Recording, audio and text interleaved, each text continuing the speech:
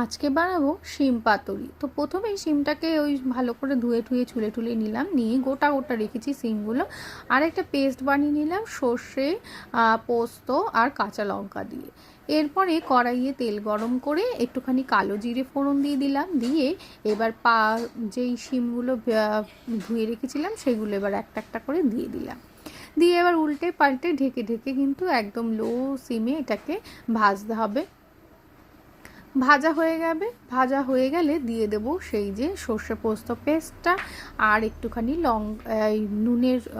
নুন আর একটুখানি হলুদ দিয়ে এবার এটাকে ভালো করে মিশিয়ে নেড়ে চেড়ে ভালো করে মিশিয়ে আবার ঢাকা দিয়ে দেব, দিয়ে এবার এটাকে ফুটতে দেব।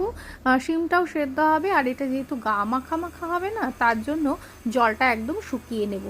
ব্যাস হয়ে গেল শিম পাতুরি। কেমন লাগলো অবশ্যই জানাবেন। সবাই ভালো থাকবেন, সুস্থ থাকবেন, টাটা।